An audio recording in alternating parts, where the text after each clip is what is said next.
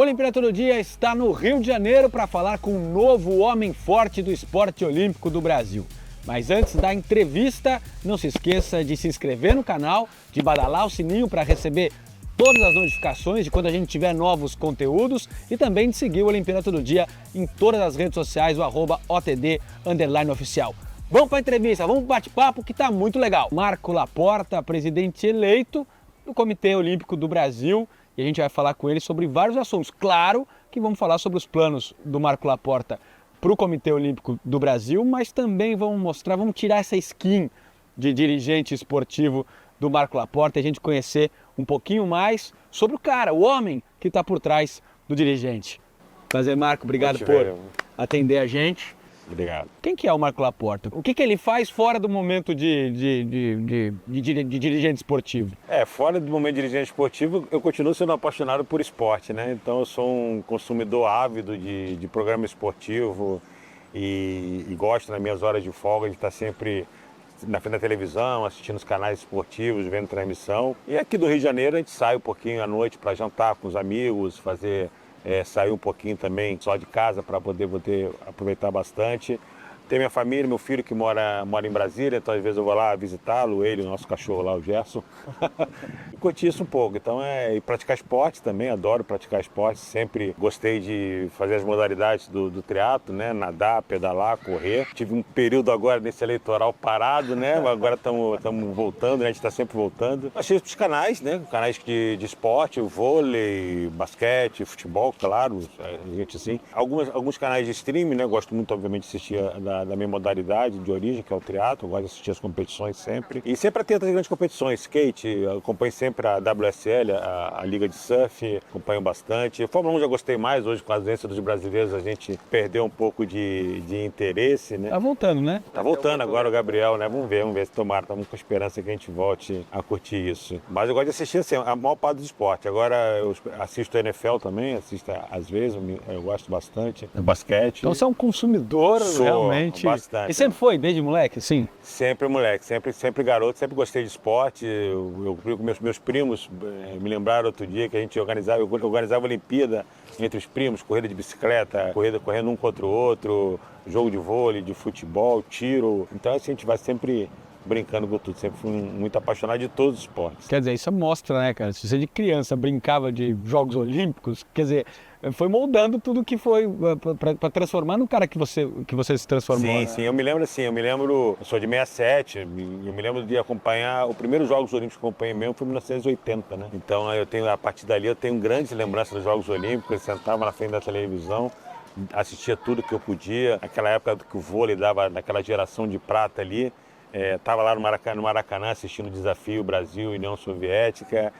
Isso é bacana, sabe, Gavini? Hoje eu conviver com ídolos que eu vi lá atrás no vôlei, né? Como é o Bernard, trabalhando com o Bernard, com o Marcos Vinícius, Bernardinho, José Roberto, no basquete, a oportunidade de trabalhar com a Hortência, com a Paula, conhecer o Oscar, isso para mim dá uma satisfação muito grande. E o moleque jogava o quê? O Marquinho? O esporte, vamos dizer assim, eu praticava todos, mas acho que o que era menos pior era o futebol, né? Eu gostava sempre, me dei bem no futebol, sempre joguei. Quando eu fui para o Exército, fui das equipes do Exército de Jogava futebol. do quê? Eu comecei como goleiro, mas depois eu melhorei um pouquinho e jogava de lateral direito, porque eu era muito rápido, isso era bom, eu era muito veloz, era um bom corredor, então eu jogava pela lateral direita, que não precisava muita técnica, né? Era só correr. Então assim, eu gostava de jogar muito futebol, mas jogava também basquete, eu jogava muito vôlei. Na época quando o vôlei de praia surgiu, ia pra praia, jogava muito vôlei de praia. Joguei tênis, então a gente sempre, quando moleque, eu tive a oportunidade de praticar todos os esportes, mas acho que o que eu era menos ruim mesmo era o futebol. E como jogava futebol, tem um time do coração? Flamengo, claro. E costumava em estádio, essas coisas? Bastante. Eu morava em frente ao Maracanã, então era só atravessar a rua, geral, constantemente. Então, eu sou realmente apaixonado pelo Flamengo. Estava na final da Libertadores em Lima, em 2019, lá com meu filho, um dos dias mais felizes da minha vida. E sempre acompanhei o time, sempre tive... Quando eu fui morar no Rio Grande do Sul, eu pegava o carro e ia a Porto Alegre para ver o Flamengo jogar. Sempre fui apaixonado. Você falou de ser goleiro. Conta a história de quando você jogou contra o Botafogo. Isso, essa história é bacana. A gente tinha um time lá, time dos moleques, né? Eu tinha 13 anos na época, 1980. E a gente montou um time e fomos jogar contra o Botafogo ali em Marechal Hermes. O Botafogo tinha um time ali. E a gente juntou nosso time, era o Cruzeirinho, era o nosso time, agora eu lembrei até o nome do time. E a gente foi jogar o Botafogo, contra o Sub-13 do Botafogo. Eu era o goleiro e foi 12-1, entendeu? Mas eu fui Tomou bem. 12 gols do Botafogo. Eu tomei 12 e fui chamado para fazer um teste no Botafogo como goleiro. Entendeu? Na época eu não fui por causa do horário de ensino, mas o pessoal do futebol falou, ó, se não fosse você, eram uns 20. Entendeu? Realmente foi uma oportunidade ali, mas não. Isso era não futebol era minha de campo? praia. Futsal? Futebol de campo. Futebol de campo mesmo. Pô, 11 12-1 no futebol de campo. Foi. Eu com 13 anos ainda era baixo, então eu falei assim, caramba, realmente deve ter jogado bem esse jogo, mas não foi em frente não. E aí, ainda bem. Porque se fosse bom, não teria partido para outras funções, né, na carreira esportiva. Mas engraçado, eu me lembro agora vou corrigir, não fui só eu não. O Joelton era o centroavante do nosso time. O Joelton chegou a jogar no Botafogo, no time principal. Ele fez o teste nesse time, fez toda a carreira júnior, jogou no Botafogo, jogou no Atlético Mineiro, jogou no Americano de Campos. Chegou a profissionalizar, então? Chegou, e hoje é preparador físico. Ele acompanha o Jorginho, os times que o Jorginho treina. Que legal, preparador físico. Então, quer dizer, o 12-1 não foi o desperdício. E o nosso gol acho que foi dele, só não me lembro. Quando eu encontrar com ele, vou lembrar dessa história. Ô Marco, e aí, como é que é o caminho? Tô vendo um garoto aqui super apaixonado por esporte e tal. Como é que é o caminho para o cara entrar, para você entrar no esporte de alto rendimento, né? Como que você foi, como foi sua trajetória? Como eu falei, eu sempre fui apaixonado. Então, meu sonho na época era fazer educação física, né? Você queria ser atleta, né? Quando eu vi que não dava... Quando eu vi que não dava, que eu não tinha talento pro negócio, falei, cara, eu vou fazer educação física, eu gosto de trabalhar com isso. Só que na época, a educação física no Brasil era muito desvalorizada, muito mal remunerada. Falei assim, não, vou para o exército então e depois eu vejo o que eu faço. Porque sua educação toda foi no exército? Foi. Fiz colégio militar, meu pai era oficial do exército, fiz prova para academia militar, passei e fui para a AMAN lá em Resende. Entendeu? Fui atleta aí da academia e aí quando eu me formei, fui para o interior do Rio Grande do Sul e ali comecei a estudar educação física.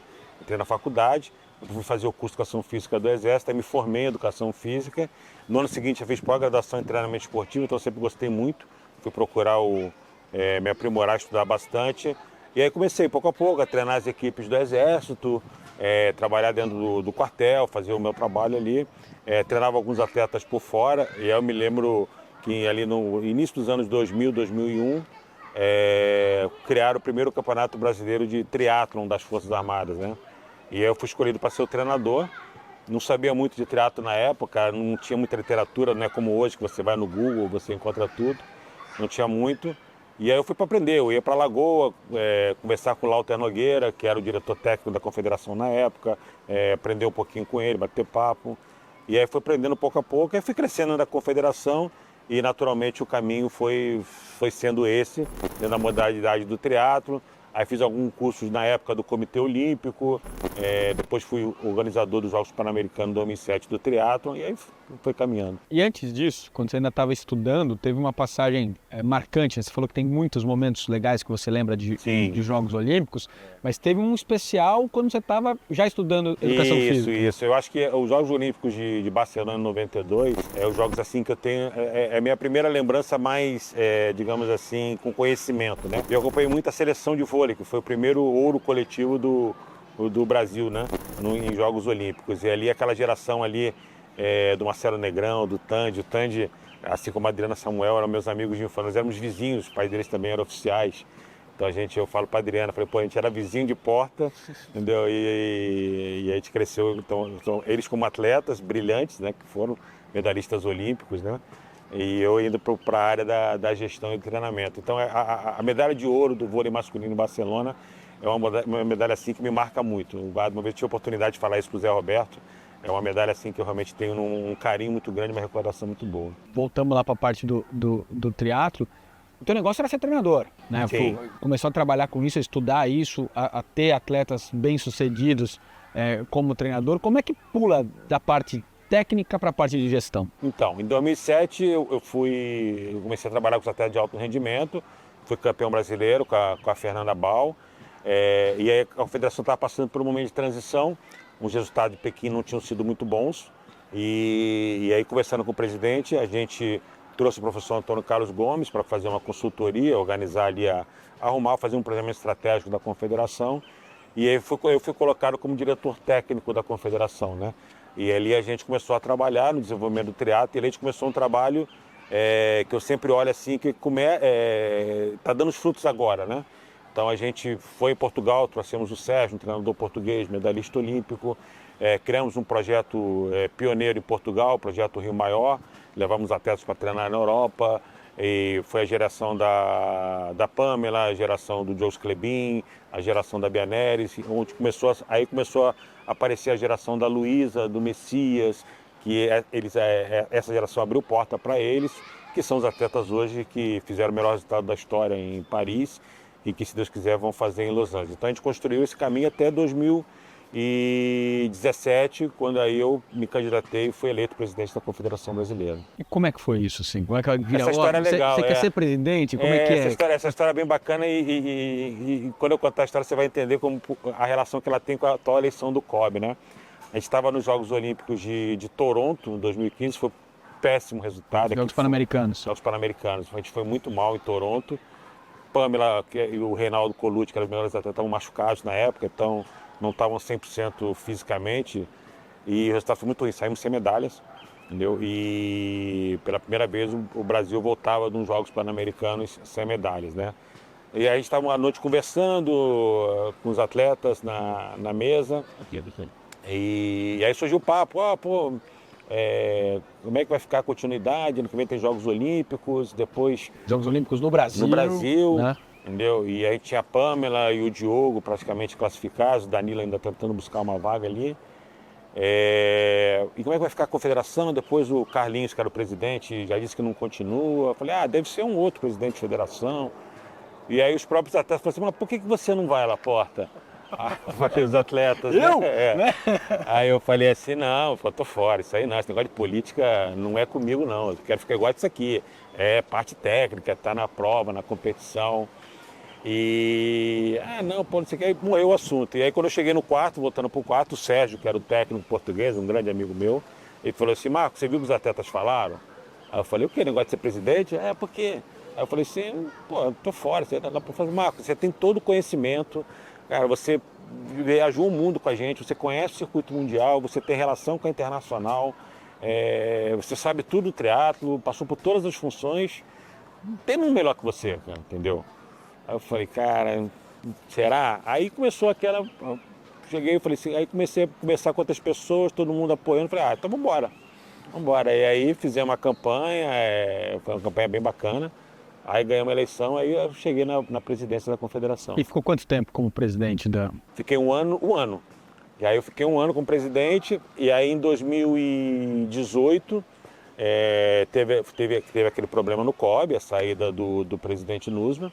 O presidente Paulo Vanderlei ascendeu de vice-presidente a presidente, e aí abriu eleições no COB para vice-presidente. Eu, sinceramente, não tinha nenhuma pretensão, era tipo, estava chegando ali agora, não vou sentar na janela.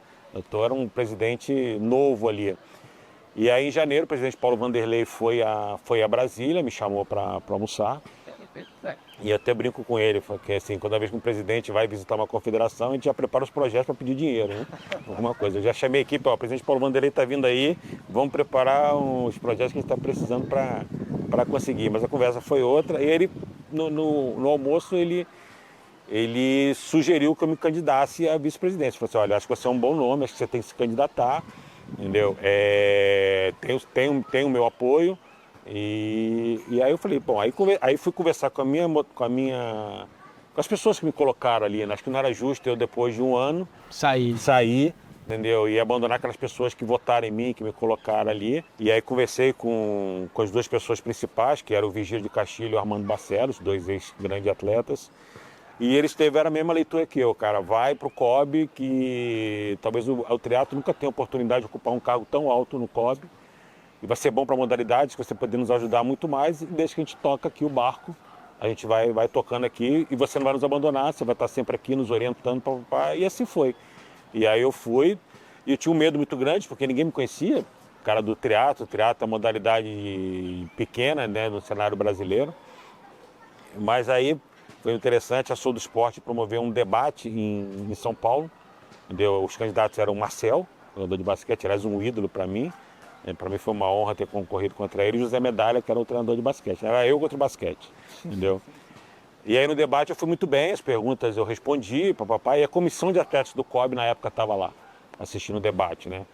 E aí a comissão de atletas do COB veio em peso, votando em mim, e eu consegui ser eleito com 44 dos 48 votos. Quer dizer, tua relação com os atletas sempre foi muito boa, Sempre, desde o triatlo, sempre, né? E a partir do momento que... Quem é esse cara que ninguém conhece? Eles gostaram de você desde o começo. Mas sabe por quê, Gavini? Eu nunca sentei com um atleta para conversar e falar, para tentar assim, tirar alguma coisa dele que pudesse me beneficiar ou fazer a política com ele. E eu sempre sentava com eles, o meu papo era, como é que é o seu treinamento? Era um papo do apaixonado curioso. Cara, como é que você faz isso? Como é que você faz? Como é que é teu treino? Você treina onde? Qual a sua origem? Onde você começou? Então eu mostrava sempre interesse, entendeu? E eu discutia e às vezes e sempre propunha soluções. Poxa, por que você não faz isso? Por que você não faz aquilo? Eu me lembro que quando a gente foi para... Eu já era vice-presidente, já era chefe de missão, e eu não conhecia ainda, nunca tinha conversado com o Bruno Fratos. Entendeu? E a gente foi para a missão Europa, e aí então, o Bruno estava sentado, a gente sentou, estava ele... Na época da pandemia? Dele, na época da pandemia, que a gente foi para Rio Maior. Eu falei, cara, pô, Bruno, vamos almoçar contigo aqui. Não, senta aí, não sei o quê. Aí eu comecei a puxar papo dele de treinamento, até por causa da natação, triatlo. Eu falei, pô, teu treino, como é que você faz, papapá? E aí foi legal que no final ele falou assim, caramba, Laporta, quando você sentou aqui, eu falei assim, pô, lá vem um vice-presidente sentar aqui, você falou nada, você falou só de esporte, cara, que bacana. Então eu acho que é isso, a conversa sempre que eu tive com os atletas, sempre foi no intuito de melhorar, de tentar ver o que é a performance dele, entender as necessidades do atleta. E eu acho que é isso o nosso papel como dirigente. É entender a necessidade do atleta, orientar, entendeu? Ver como é que você pode ajudá-lo, entendeu? E entendendo que em determinados momentos você vai ter que fazer escolha, você nunca vai conseguir agradar a todos. Eu no triatlo eu tive que, em determinado momento, escolher atletas. Olha, vamos apostar nesse aqui, não vamos apostar nesse outro aqui. E esse outro aqui talvez tenha ficado chateado comigo, mas é uma escolha quando você faz o processo transparente e sério, as pessoas no final acabam concordando com você. E aí você entra no COB e passa por dois momentos que imagino que tenham sido memoráveis e vão ser inesquecíveis, né? Que ter sido chefe de missão tanto nos Jogos Pan-Americanos em Lima 2019 como nos Jogos Olímpicos de Tóquio 2021, que foram duas participações maravilhosas, recordes, né, de medalhas do Brasil. Como é que foi isso? Foi bacana, assim. Quando eu fui escolhido chefe de missão dos Jogos Olímpicos de Tóquio, né, e agradeço ao presidente Paulo Vanderlei por essa indicação, até então, para mim, o meu auge da minha carreira já era ser vice-presidente do COB, né? E eu acho que quando eu fui escolhido chefe de missão, e sinceramente, com maior tranquilidade, eu nunca sonhava naquela época de ser presidente do COB. Para mim, ele era o topo da minha carreira. Eu falei, cara, chefe de missão dos Jogos Olímpicos. Zerei o jogo, entendeu? Tá aqui, para mim, ali foi uma realização. E já tinha sido os Jogos Pan-Americanos, e quando foi Tóquio, e toda aquela situação que se criou em termos da pandemia, o trabalho que a gente fez, da missão Europa, toda aquela estrutura que foi montada para os Jogos, e aí você chegar no final, você entregar o resultado, o recorde de medalhas, né? E estar ali presente, poder vivenciar aquilo. E mais que isso, aquela que a gente sempre fala, nossa medalha invisível, né? De não ter tido nenhum caso de Covid, ou seja, todo o planejamento, tudo aquilo que eu aprendi lá nos manuais, na pós-graduação, treinamento da estrutura para o atleta, o Comitê Olímpico conseguiu dar para os atletas e a gente conseguiu o resultado. Então ali eu vi o quanto que a satisfação de você obter o resultado é o que importa no final, né? Você ter aquela sensação de que, cara, fizemos tudo como tinha que ser feito, deu certo, conseguimos o resultado. Esse é o caminho. E aí depois disso é que a coisa começou a desandar um pouco, né? Em relação à tua participação mais próxima e direta dentro do Comitê Olímpico do Brasil. Foi a partir do momento que o Bichara saiu, Jorge Sim. Bichara, diretor de esportes, ali em 2022, começo de 2022, março, se não me falha a memória, abril, por ali. E você foi contra, né, a saída dele, e nesse momento é que você começou a se distanciar do Paulo Vanderlei, que acabou que tudo aquilo resultou no que foi agora a eleição, você como adversário do Paulo Vanderlei. Né? Não, sem dúvida alguma. Assim, a minha relação com o presidente Paulo Vanderlei sempre foi muito transparente, muito direta, e sempre fui muito grato a ele. Mas ali realmente, depois dos Jogos Olímpicos de Tóquio, eu faço um parênteses, na eleição de 2020, eu estava tanto no time que em determinado momento, quando veio a chapa do Rafael e do Emanuel, e talvez o presidente tenha achado que a gente pudesse estar em risco de perder a eleição. Perderia a eleição. Se fossem só os presidentes de confederação votando, teria perdido. Exatamente. Só não perdeu por causa dos atletas. Isso, e aí, ele veio, olha, nós precisamos dos atletas, eu vou convidar a Yane para ser vice-presidente, entendeu? E eu falei assim, presidente, eu estou no time, entendeu? Não preciso ser vice-presidente, eu sei que eu vou fazer parte de alguma forma, eu quero colaborar, se é para o bom time, pode convidar a Yane, eu não tenho nenhum problema. Eu lembro que a Yane me ligou na época, a gente ficou 1 hora no telefone.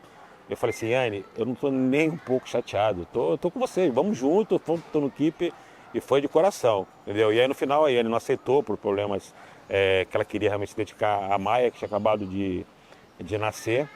E aí no final o presidente falou assim, não, vamos nós dois mesmo. E aí a gente fez um trabalho importante com a comissão de atletas, conversei muito com o Thiago Camilo, e a gente conseguiu vencer. E aí em 2021 veio os Jogos, e aí talvez um protagonismo natural que os Jogos Olímpicos me deu, por ter sido chefe de missão, e depois no final do gestor ali do ano, talvez tenham começado naquele momento a me ver como um possível adversário numa possível presidência. E até aquele momento eu sinceramente continuava fazendo parte do time, nunca me senti excluído. E aí eu percebi que logo depois dos Jogos eu comecei a ter um esvaziamento. E nunca ninguém chegou para mim e veio falar, poxa, Lapota, está acontecendo isso, está acontecendo aquilo. Nunca houve, né? Mas eu continuei, falei, cara, tô aqui, vamos fazer meu papel de vice-presidente, está tranquilo. Só que aí quando veio o episódio do Bichara, foi um episódio que eu sempre discordava de muitas decisões lá dentro, mas eu faço parte do time, eu vou com o que o time decidir, nunca sempre foi assim. Posso conversar, né, questionar tal, mas decidimos isso, vamos junto. Vamos junto. E eu não fui ouvido no do Bichara, isso me incomodou, falei, poxa, se eu tivesse sido ouvido, não teria dado a entrevista que eu dei para você na época, né? Entendeu? Eu não teria dado a entrevista. Eu falei assim, pô, tá bom, não ia gostar, ia estar insatisfeito, talvez até pudesse no determinado momento sair, olha, não concordo, vou sair. Mas quando eu vi que eu falei assim, não, eu não vou me calar, não vou me omitir, entendeu? Eu não vou deixar de expressar, já que não fui ouvido, também eu tenho direito de expressar a minha opinião publicamente, foi o que eu fiz. E realmente foi uma situação, se criou um ambiente ruim, entendeu? E logo depois veio o Ney, nunca tive nada contra o Ney, muito pelo contrário, acho um baita profissional. E aí realmente a partir dali houve um distanciamento que já estava acontecendo muito maior ainda. E ali no meu íntimo também eu tomei a decisão de me candidatar. Obviamente eu guardei aquilo, nunca fiz, nunca me antecipei, pode conversar com qualquer presidente de confederação, nunca cheguei para nenhum presidente de confederação e falei, mas eu fui me preparando ao longo de 2 anos. Comecei a estudar, como eu estava excluído da gestão, sem poder participar de grandes decisões. Lá em Brasília, eu comecei a preparar, fui estudar os comitês olímpicos, o que eles faziam, fui estudar o Estatuto do COB, fui tentar entender, me preparar para ser candidato à eleição do COB. E aí como é que foi primeiro a Yane se afasta, vai ser ela candidata, não vai ser, mas vocês acabaram entrando juntos e é a primeira vez na história, né? Eu acho que tem que lembrar isso porque é histórico mesmo, primeira vez que a oposição, na história do Comitê Olímpico do Brasil, que a oposição vence a eleição. Sim, foi muito bacana e como eu falei ali em 2022, a gente realmente, eu decidi, mas eu fui trabalhando devagar, quieto, na minha, não conversando com quem vota, conversando com quem talvez lá na frente pudesse influenciar, pessoas que não são da Assembleia, mas que pudessem em algum momento influenciar. E eu, ali meados de 2023, já tinha definido na minha cabeça que eu queria vir com uma atleta feminina, entendeu? Como vice-presidente. E o nome, óbvio, né, era o da Yane, pela capacidade que ela tinha de gestão, pela liderança que ela tinha na CACOB. Eu já tinha passado, vamos preparar, na hora certa eu vou convidar a Yane, mas respeitei todo o rito. E aí a gente tinha um prazo até 27 de março para me desligar. Eu falei, eu vou sair uma semana antes para poder conversar com a Yane, para ela se desligar e a gente poder vir junto. Que se eu deixasse para o último dia, talvez não desse tempo da Yane se desligar. E ela me surpreendeu, saiu um dia antes. Falei, caramba, agora lascou todo. Meu projeto agora foi por água abaixo, a Yane vai vir, você e eu contra a Yane. Entendeu? Sinceramente, falei assim, cara, acho que eu nem vou. Se for eu contra ela, entendeu? Eu não vou. Aí liguei para ela no dia seguinte, falei, Yane, o que é esse movimento? Me explica. Ela falou assim, não, Lapota, a comissão decidiu que vai me lançar como candidata, mas não batemos o martelo. Eu falei, vamos conversar? Vamos conversar. E a partir daí a gente começou a construir. Como eu falei, eu sempre tive um diálogo muito bom com a comissão de atletas, cara, e não demorou. A comissão de atletas falou assim, ó, conversa com a Yane, se vocês se resolverem, a gente vai com vocês. E aí a gente demorou um pouquinho, aí ele teve um problema familiar ali, perdeu a irmã dela, foi muito difícil para ela, eu esperei pacientemente. Em maio a gente fechou a parceria e lançamos, aí começamos a trabalhar. E aí foi um trabalho muito estratégico, né, Gabi? Nós éramos 6 pessoas trabalhando, entendeu? Quietos, sem recursos, entendeu?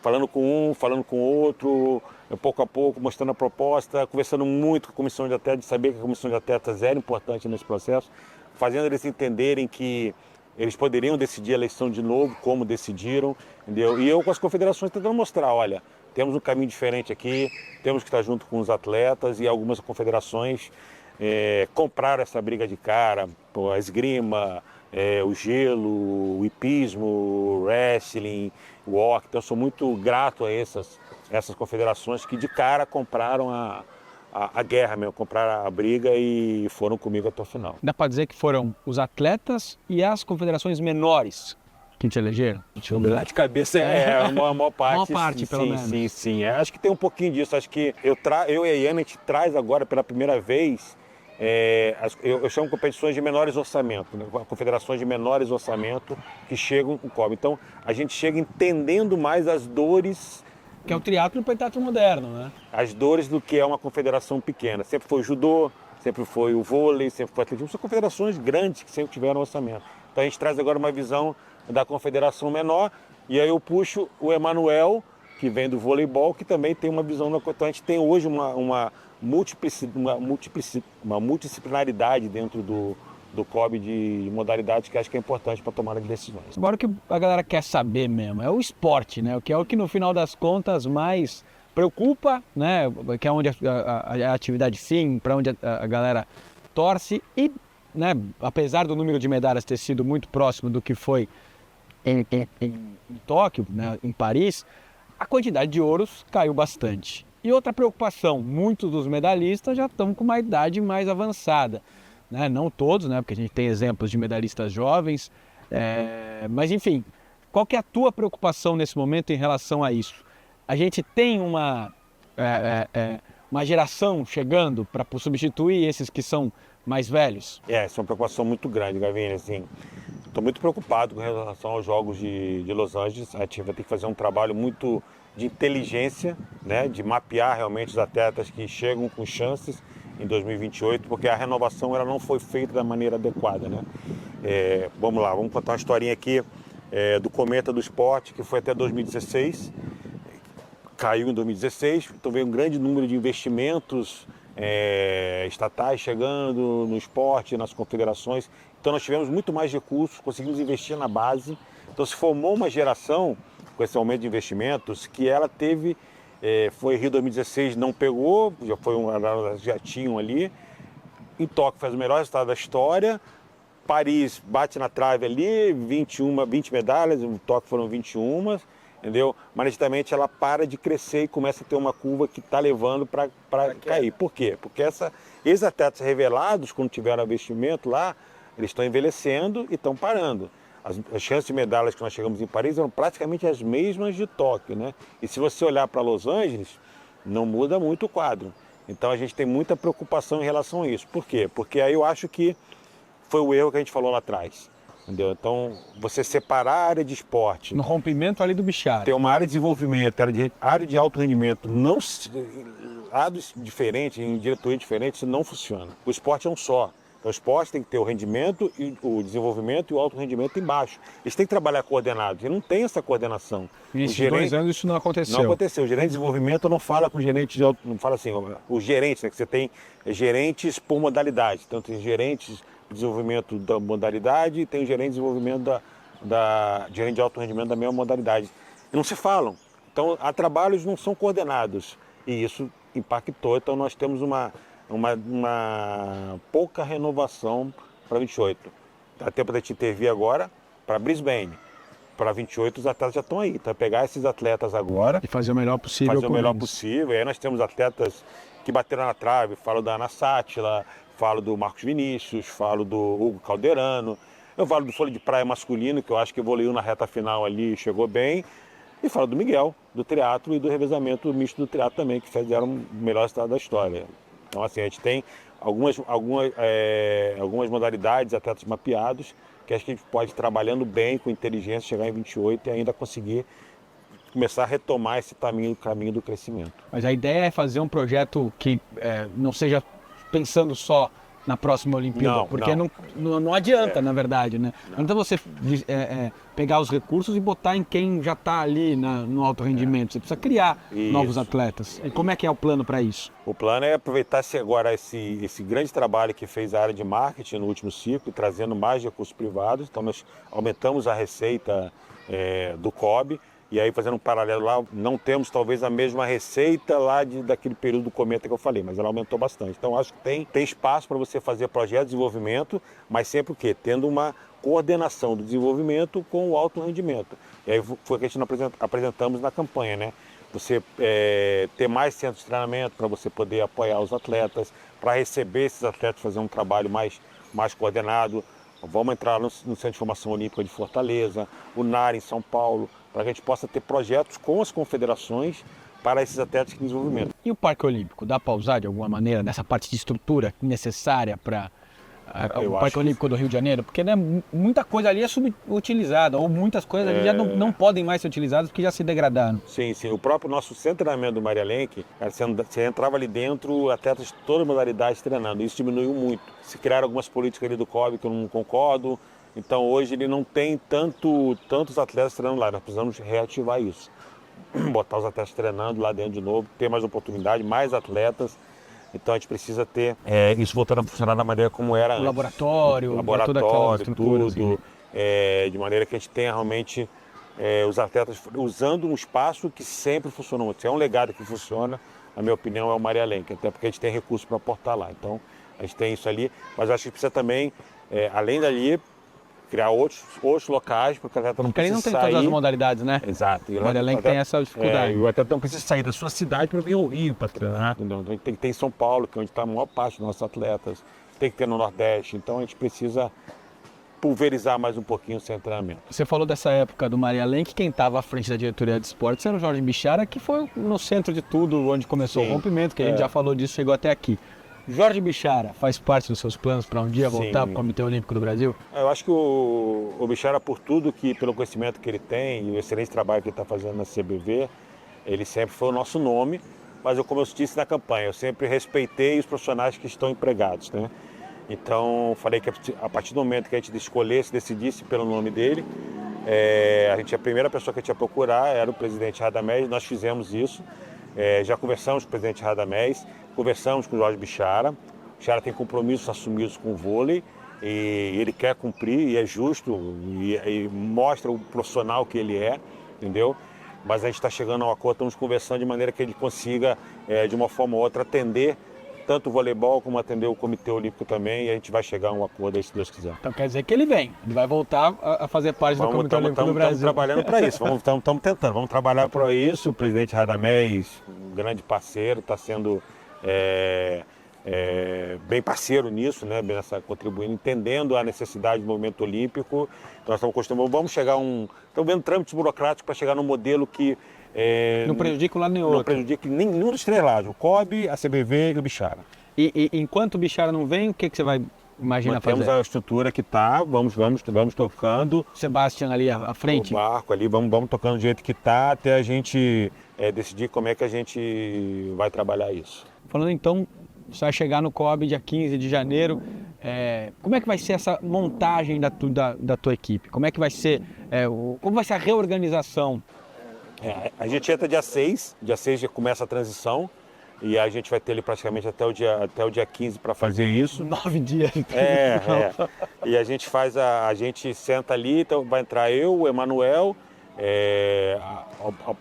a Manuela, e a gente vai sentar e vai começar. A gente já tem feito reuniões, a gente sabe mais ou menos o caminho que a gente vai seguir, estudar toda a situação ali do COB.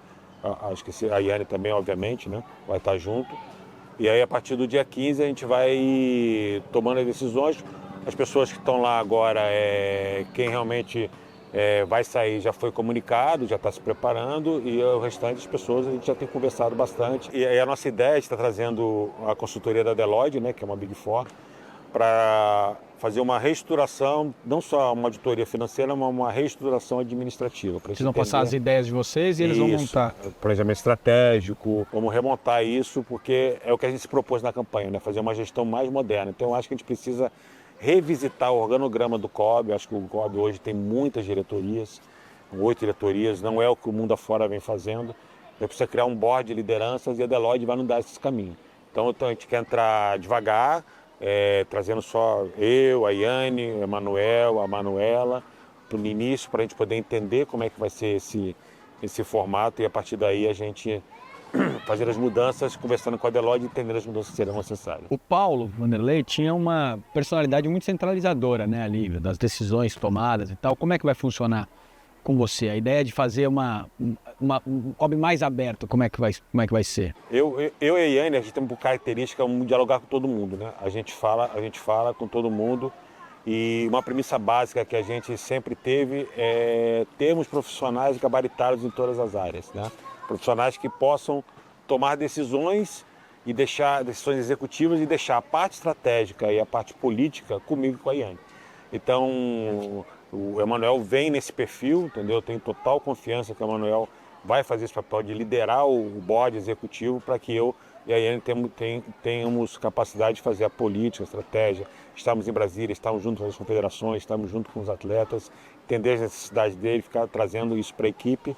Então, é que vai ter autonomia. Eu não sou centralizador, eu acho que as decisões, as diretorias vão ter autonomia para tomar as decisões. Óbvio que eu vou querer saber de tudo, porque eu não posso ser bypassado, tenho que estar sabendo o que está acontecendo. Mas não é uma gestão centralizadora, muito pelo contrário. É uma gestão colegiada, em que a gente quer um papel muito ativo do Conselho de Administração. O Conselho de Administração está formado por pessoas extremamente capacitadas. A gente ficou muito feliz com a eleição da Daniela Castro, que vem da Sul do Esporte.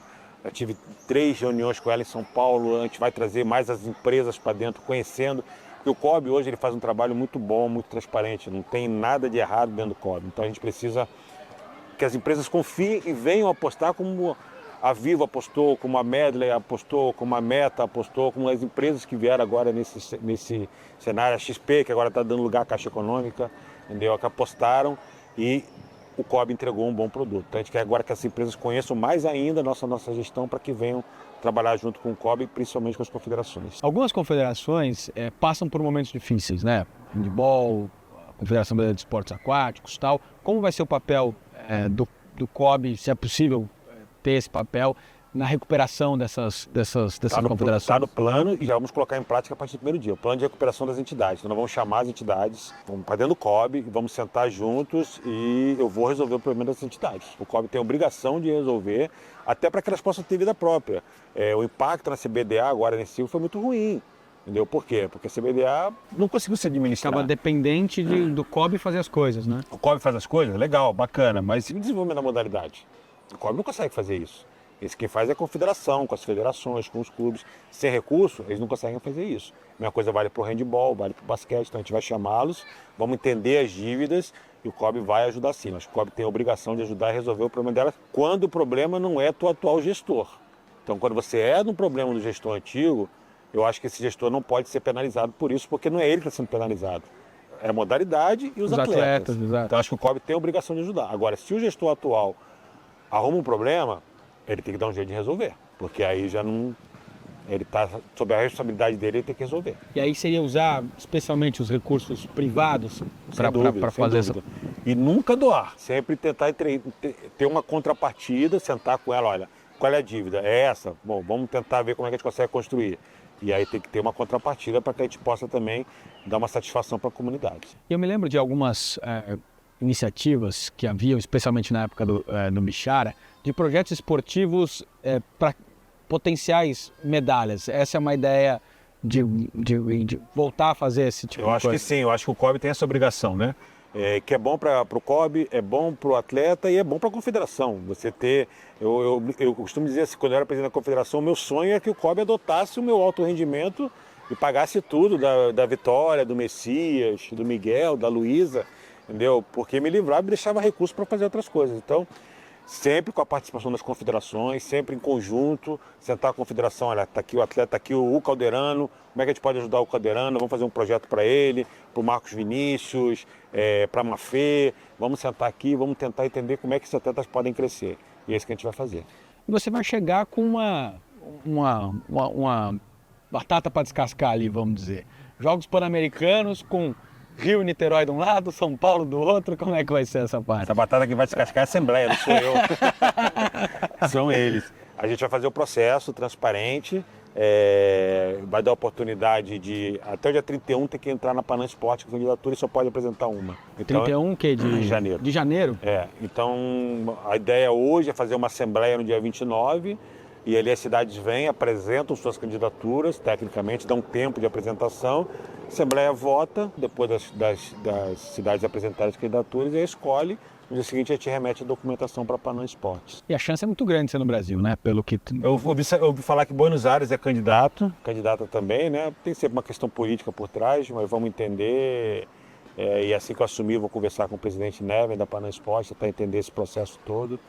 E a cidade escolhida, o COB tem obrigação de ajudar a trazer para os Jogos Pan-Americanos para o Brasil. E qual é a importância de ter mais um evento desse tamanho? Eu acho que está na hora de voltar, né? Eu acho que os Jogos Pan-Americanos é uma competição importante, que é uma possibilidade de visibilidade para algumas modalidades que elas não têm nos Jogos Olímpicos.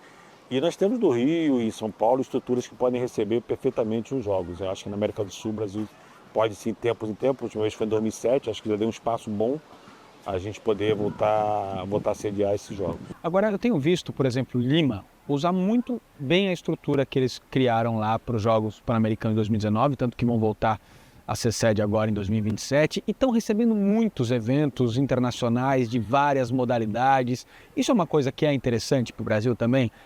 Eu vejo poucos eventos internacionais acontecendo no Brasil, poucos eventos sendo utilizando as estruturas criadas na Rio 2016. Não, eu sou de opinião que sim. Eu acho que nós temos que ter os eventos acontecendo aqui pontualmente. Isso é algo que eu tenho falado muito com as confederações, para a gente trazer eventos grandes para o Brasil e a gente ver como é que a gente pode ajudar. Eu acho que faz toda a diferença, principalmente sempre olhando do lado técnico, né? Se a gente puder trazer dentro do período de classificação olímpica, que dê pontos para a classificação olímpica, eu acho que a gente tem que usar essa estratégia, sim, claro, tomando os cuidados para não acontecer os problemas que a gente sabe que aconteceram no passado, de organização de eventos. A gente tem que aprender com os erros passados, né? E também aproxima do público. Sem dúvida, né? É hora de você divulgar a modalidade. Qualquer competição, você vê quando lá no prêmio que a gente participou da Souza Esporte, o evento que foi a WSL em Saquarema, né? Então, tentar trazer esses grandes eventos para que o público possa participar e a cidade ganha. Os governantes precisam entender que o que ela investe, ela recebe 2, 3, 4 vezes mais. Olhando tudo que você tem pela frente agora, 4 anos como Marco Laporta, presidente do Comitê Olímpico do Brasil. Qual que é o maior desafio que você acha que você tem? Acho que o maior desafio hoje, que eu já tenho forçado com a equipe, é chegarmos forte em Los Angeles. Eu acho que esse é um desafio gigante, é uma coisa que eu vou falar como um mantra. Temos que ter um esforço maior, tem que ter um gás maior. Porque não vai ser fácil. Não vai ser fácil. Está claro que não vai ser fácil. Então, se a gente está pensando em dar 100, a gente vai dar 120% de esforço, porque a gente vai precisar de algo mais para poder chegar lá em Los Angeles e tentar retomar essa curva de crescimento que eu acho que eu acredito muito na capacidade dos nossos atletas e vamos investir bastante no treinamento, na capacitação deles. Uma preparação inteligente, lembrando que nós voltamos para um ciclo olímpico de 4 anos, né? E aí eu vou trazer o exemplo ali, esse período, esse ano que eu me afastei do COB para me candidatar, eu voltei para o triatlo, passei lá, ajudei na preparação olímpica, então conversei muito com o Miguel, com a Vitória, com o Messias, com a Luísa antes do acidente, depois a Jennifer. Esse ano eu falei, 2025, gente, descansem, uma outra prova pontual, vamos corrigir alguma deficiência para a partir de 2026 voltar para o circuito forte, porque não adianta querer sair forte e vai chegar em 2028 cansado. Então acho que cada um tem que ter a sua estratégia e inteligência para chegar bem em 2028, principalmente aqueles atletas que a gente falou, que já estão na idade mais avançada, estão indo para quarta Olimpíada, já estão com 35, 36 anos, então tem que ser muito cuidadoso para não lesionar. Rebeca é um exemplo claro disso, Ana Marcela, então vamos com Isaquias, então vamos com muito cuidado com eles. Maravilha. Marco Laporta, obrigado pelo papo, pela entrevista, obrigado, todo sucesso do mundo na sua gestão. Obrigado, obrigado. Vamos em frente e contamos com a torcida de todos. E aí, gostou da entrevista? Então curte e compartilha com seus amigos. Se você ainda não se inscreveu no canal, se inscreva e ative o sininho para receber as notificações quando tiver conteúdo novinho aqui no Olimpíada Todo Dia. Grande abraço para você, até a próxima!